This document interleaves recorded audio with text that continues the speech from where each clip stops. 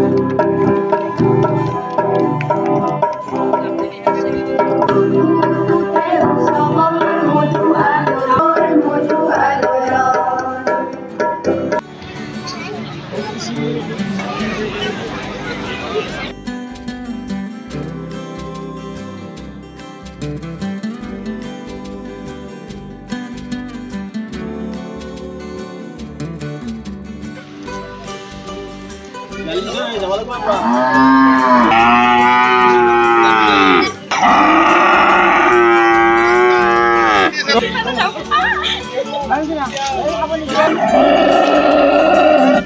প্ৰায় 20 বছৰ ধৰি যি গৰুৰ সৌন্দৰ্য প্ৰতিযোগিতা আয়োজন কৰি আহিছে আৰু এই প্ৰতিযোগিতা নিশ্চিতভাৱে গুৰুত্বপূৰ্ণ ভূমিকা পালন কৰিছে। কাৰণ আমি সকলোৱে জানো যে অসমত যি দুগ্ধ বিপ্লৱ, সেই দুগ্ধ বিপ্লৱ আমাৰ বজালিৰ পৰাই আৰম্ভ হৈছিলে আৰু বজালিত প্ৰতিদিনে 50,000-ৰ পৰা 60,000 লিটাৰ যিহেতু গাখীৰ উৎপাদন কৰা হয় আৰু সেইকাৰণে বজালিবাসী ৰাইজে এই গৰু বিহুটো খুব ধুনীয়াকৈ অনুষ্ঠিত কৰাৰ লগতে আবেলিৰ ভাগত গোবিন্দপুৰ অঞ্চলৰ ৰাইজে গোবিন্দপুৰ ৰঙালী বিহু সন্মিলনী এই অনুষ্ঠান ভাগি আয়োজন কৰি আহিছে আৰু এই অনুষ্ঠান ভাগিৰৰ যিহেতু গৰু পূজাৰ গৰু বিহুৰ লগতো এটা সম্পৰ্ক আছে।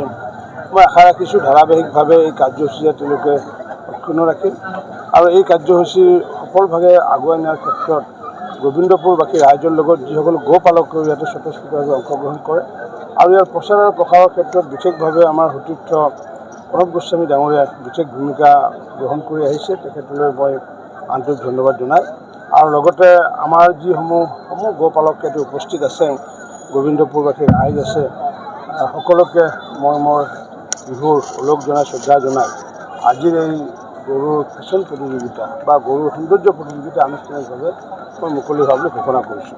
20 বছৰ আগতে আমাৰ এই গোবিন্দপুৰ গাঁৱৰে উদীয়মান যুৱক মাননীয় প্ৰণৱ কুমাৰ গোস্বামীয়ে এটি মনতে চিন্তা কৰিছিল যে আমি গৰুবিলাকক যদি এনেকুৱা ধৰণে সজাই পৰাই আমাৰ এই বাকৰিত মানে এটি স্থান দিয়াৰ ব্যৱস্থা কৰোঁ, ই হয়তো আমাৰ কাৰণে এটা ভাল ব্যৱস্থা হ'ব।